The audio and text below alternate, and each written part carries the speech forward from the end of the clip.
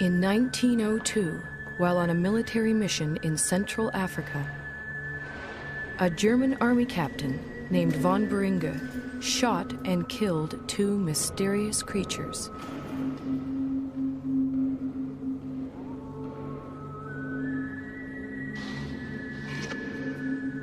He then sent the skull and bones of one of them back home to Germany.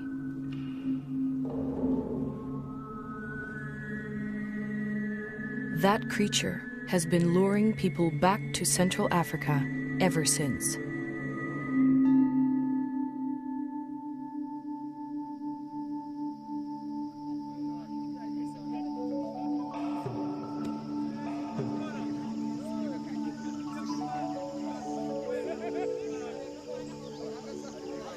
In 1921, American naturalist Carl Akeley made his way to the gorilla's ancestral home.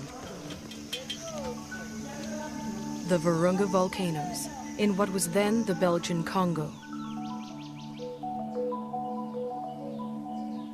Akeley brought a movie camera to document his visit, and a little girl to help prove Africa wasn't such a dark continent.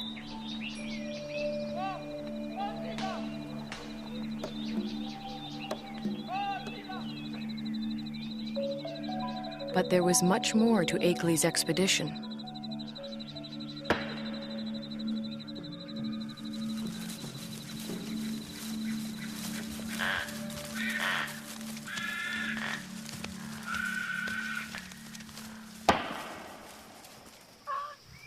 Akeley had come to collect mountain gorilla specimens for exhibit in New York.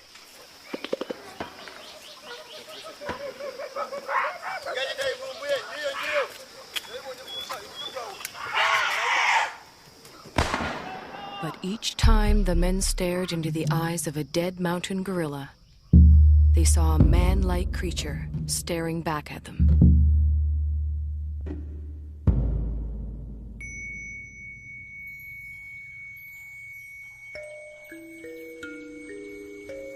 Akeley decided the killing must end.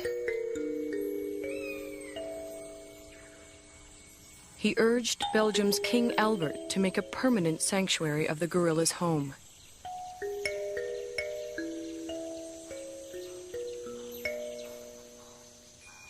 Today, in the cold, rainy, high ground of Rwanda, Uganda, and Zaire, the gorillas live on much as they have for thousands of years.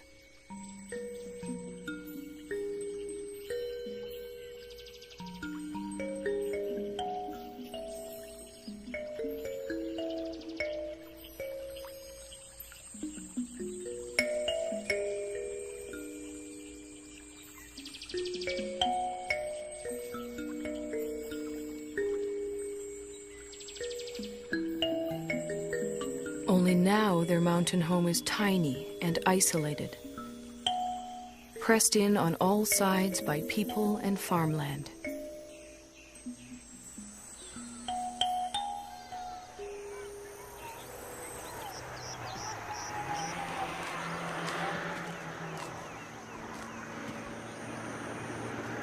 More and more, the mountain gorilla's future lies in human hands.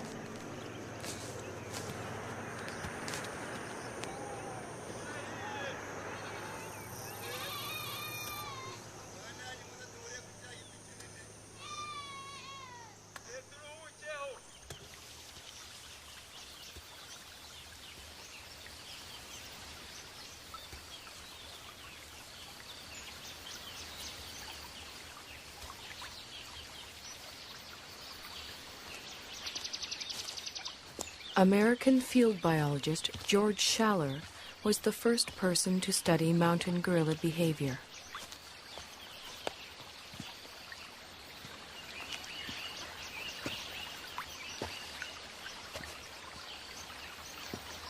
He and his wife Kay spent a year in the forest in 1959.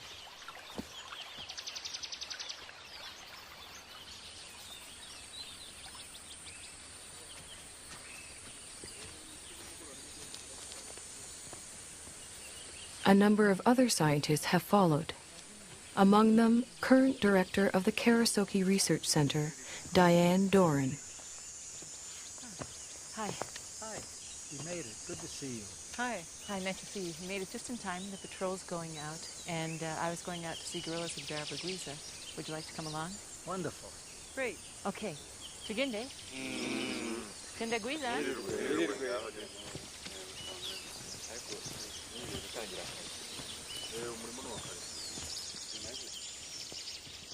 Gorilla researcher Diane Fossey established Karasoke in 1967 in the forest she grew to love.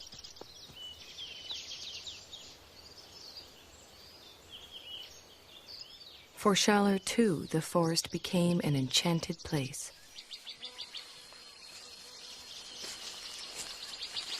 Some of my most magical moments with wild animals were watching gorillas, staying with them day and night. I used to do all my own gorilla tracking. You walk along slowly, you see the broken vegetation, you smell the animals. There's the musty, somewhat sweet odor of gorillas in the air.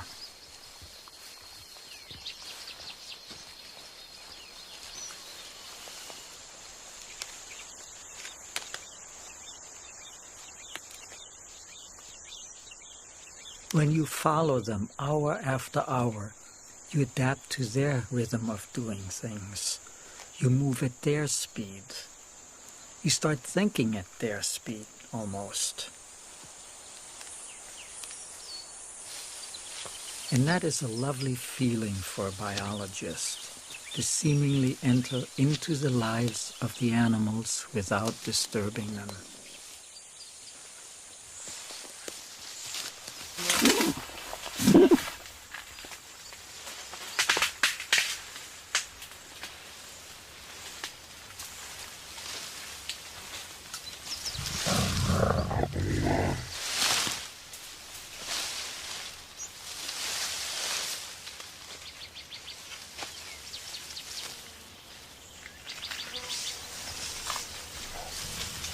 When approaching the animals, scientists try not to be too quiet.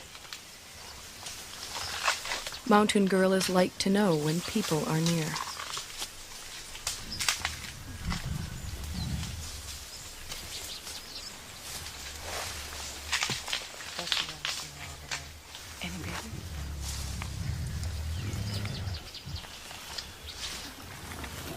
The mountain gorilla's day is spent feeding and resting.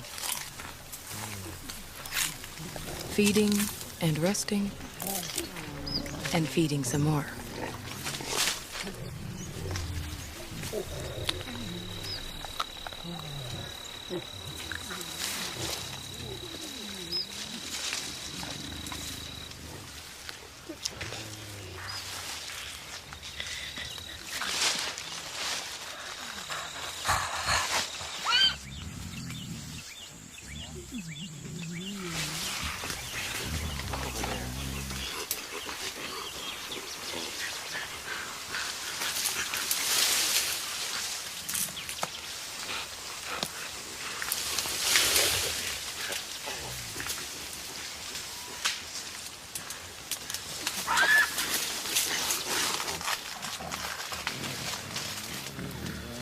There are only a few hundred mountain gorillas left in the world. Most live as part of a family.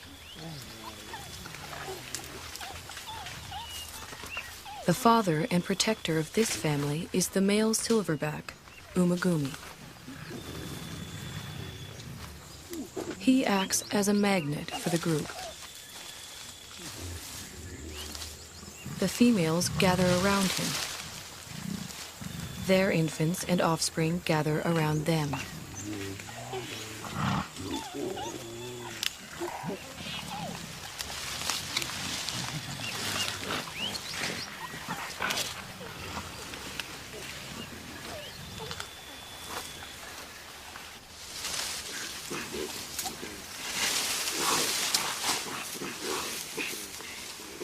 Mountain gorillas are social animals.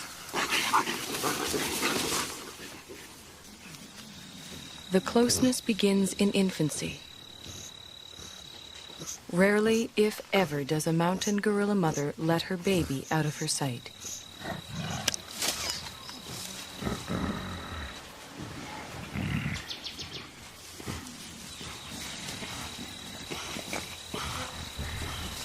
The baby, for his part, likes nothing better than to make contact with the other members of the group.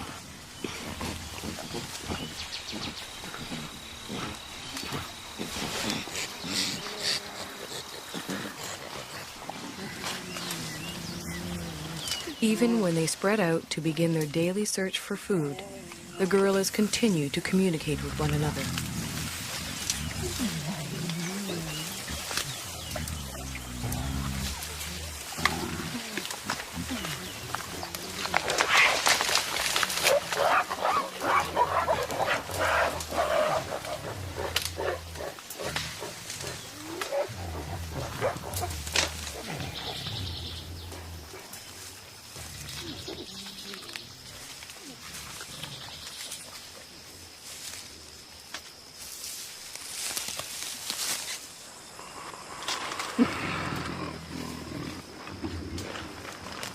While the adults devote most of their waking hours to foraging for food, the youngsters devote most of theirs to play.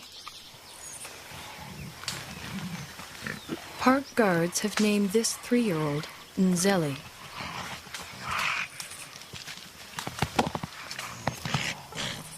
They call his friend Imvura.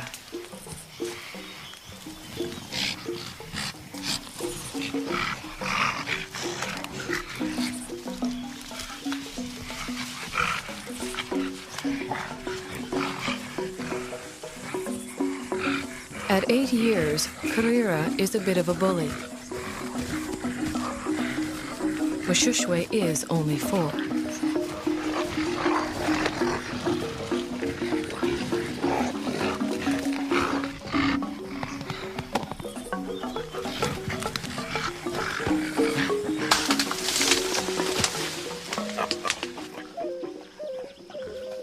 The games they play help the youngsters determine their status in the group.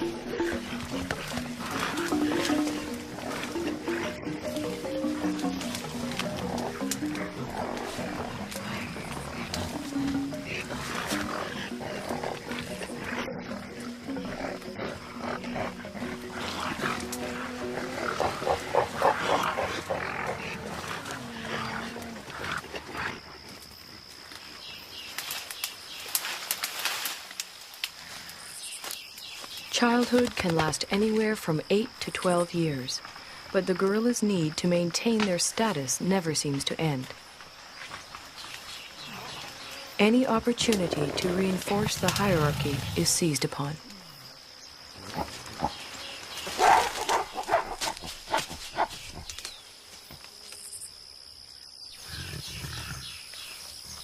Then comes young adulthood.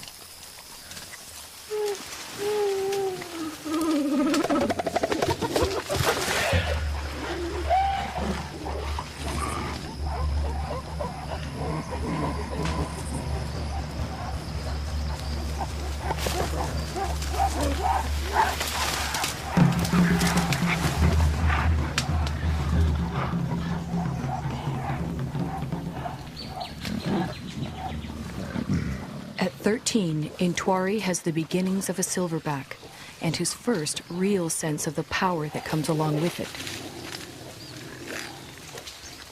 He also has a dedicated young male follower.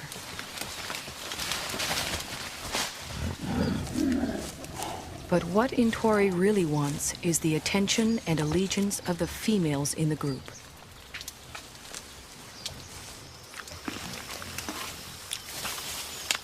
Umugumi doesn't seem too threatened by Intwari's advances towards the females. Well over 400 pounds, the dominant male silverback could easily discipline the younger one, or throw him out of the group altogether. For now, Umugumi seems content to focus on the local vegetation, of which he eats some 50 pounds a day.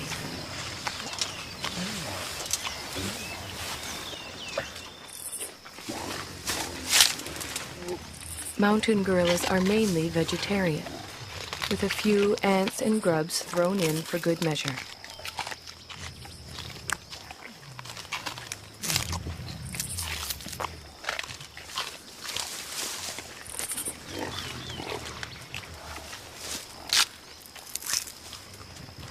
Their staple diet includes a bitter, stinging mixture of thistles, nettles, goosegrass, bamboo, and wild celery.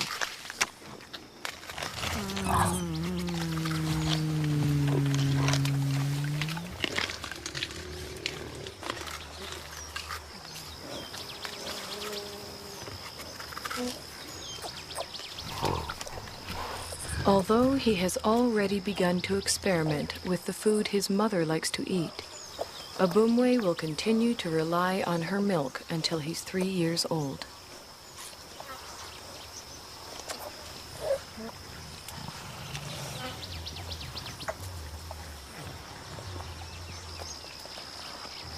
By the time he's 4, Abumwe will be strong enough to forage on his own.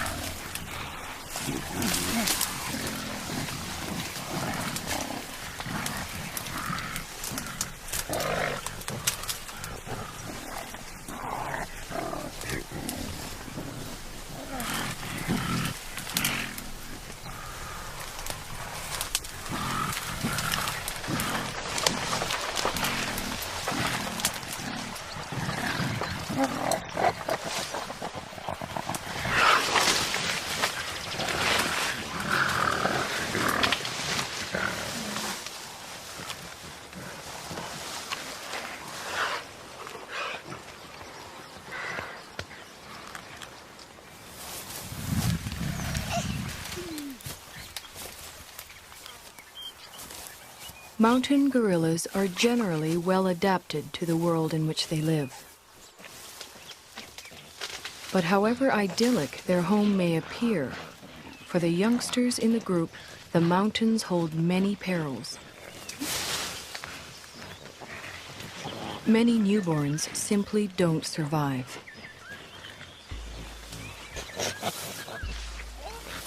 Mbele gave birth 2 days ago. It will be several months before she can even let go of her baby, much less let him out of her sight.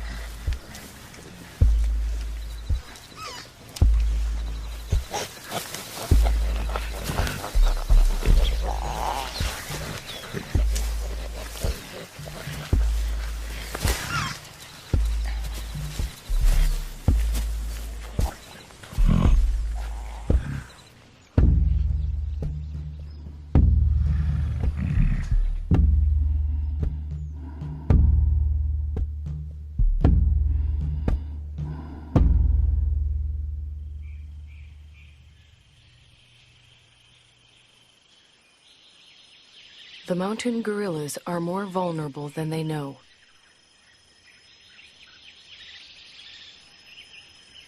Their ancestral home is much smaller than it once was.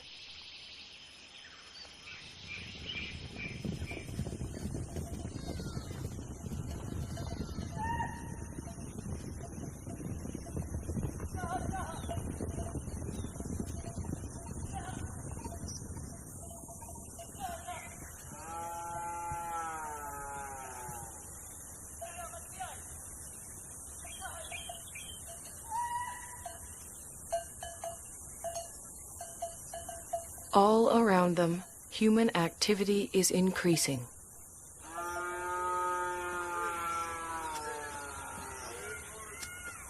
Yet the mountain gorillas continue to live and move in ways familiar to them for generations.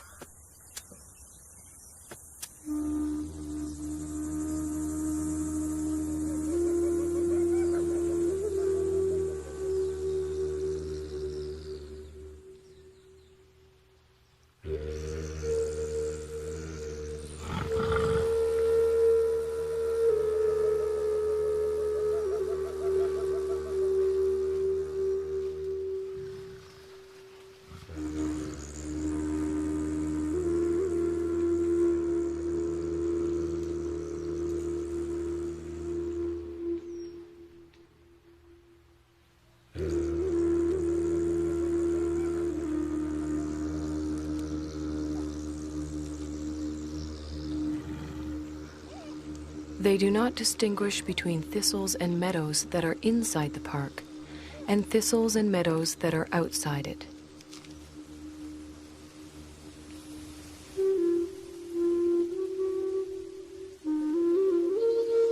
They simply go where their never-ending search for food takes them. Only now they find others there.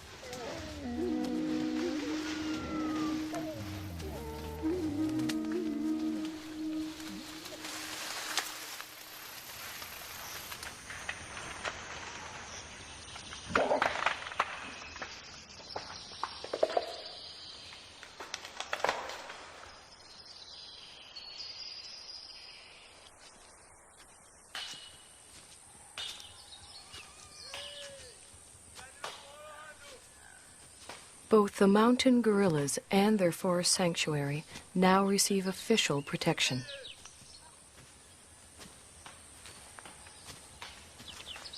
Park guards and anti-poaching patrols go to the forest every day.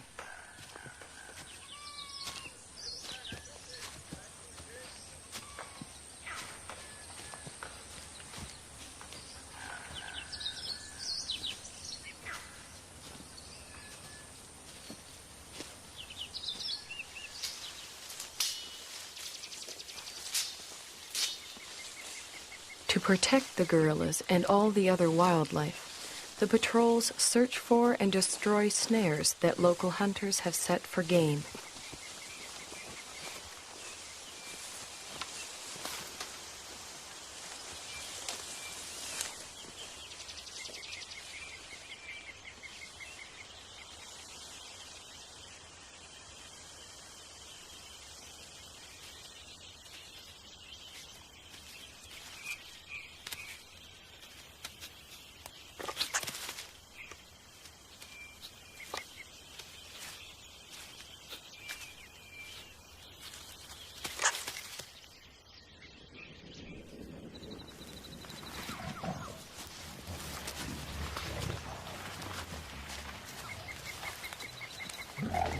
The guards search the forest, checking on the gorillas' whereabouts and welfare.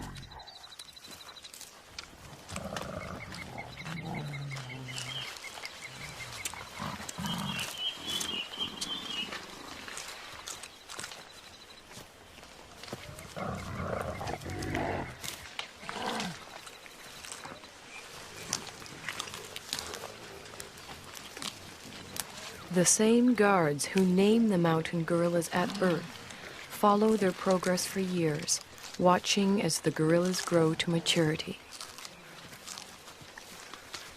Over time, a close relationship develops, a bond between the animals and the men.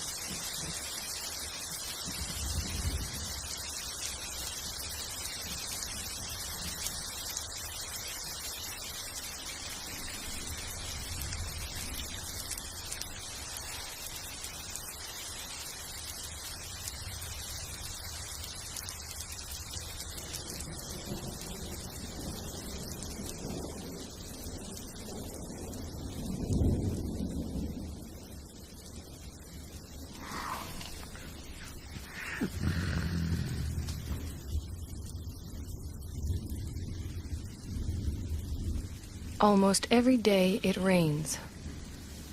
The mountain gorillas don't seem to like it. They don't seem to know what to do about it either, other than simply wait it out.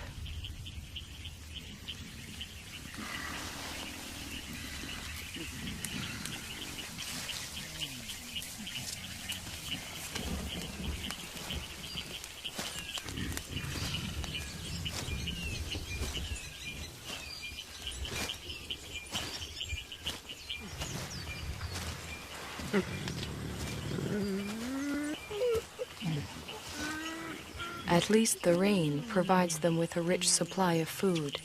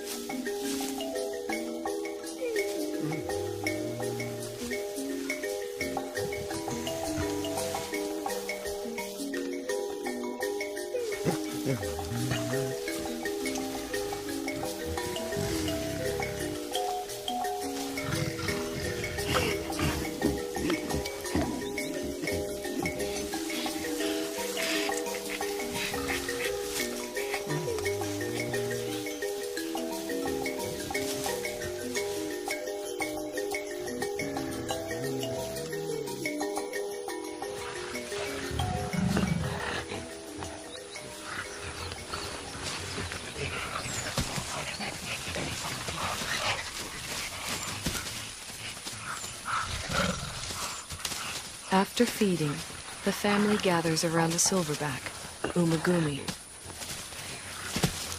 While the adults rest, the youngsters play.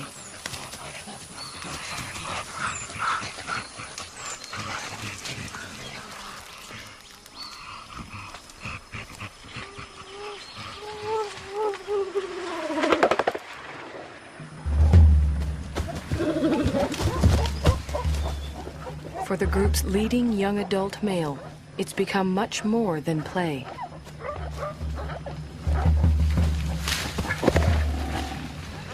Left unchecked, Intwari's newfound strength could eventually tear the group apart.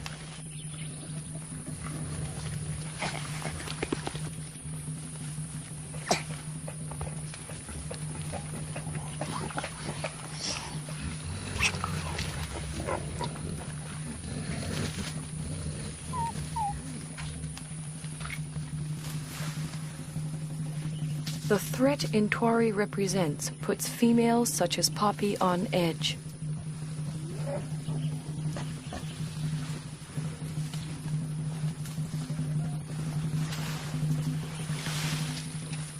Determined to get some kind of reaction from the others, Intwari bites into an inedible plant and contemplates his next move.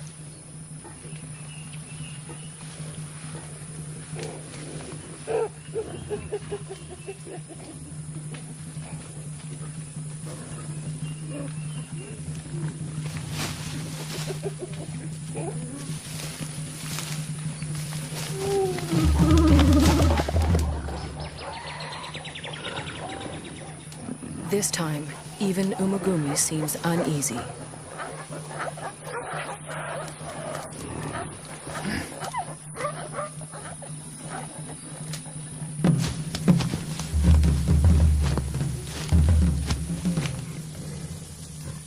Intwari is presenting himself as their new leader, but the females don't see it that way.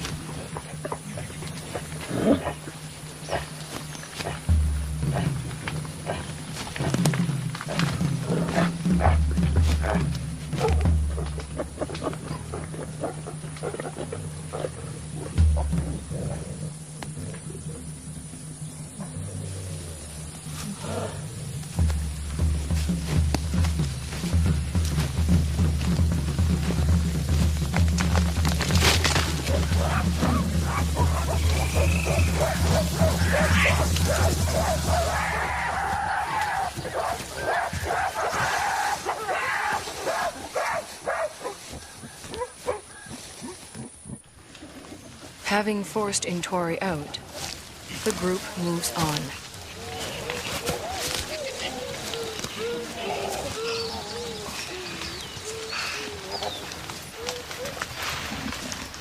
Before she joins them, Poppy, still vibrating with excess energy, vents it on the first young male she can find.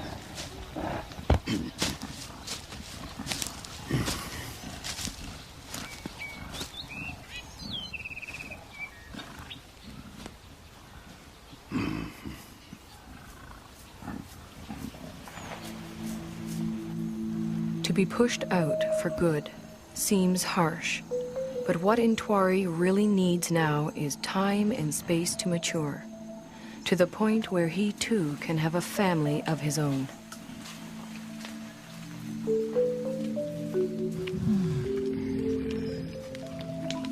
The next few years are critical for Intwari. They are also critical for all the other mountain gorillas.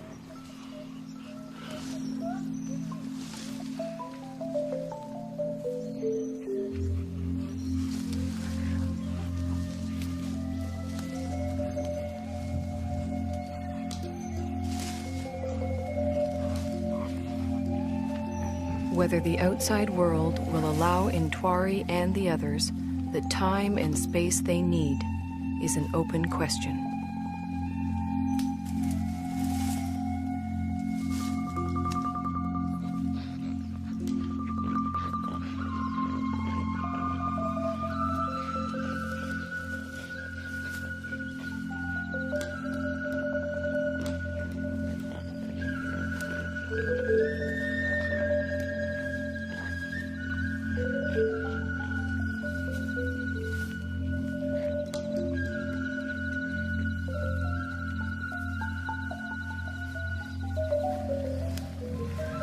One thing is certain. If the mountain gorillas are to survive, we will have to protect them and their forest home forever.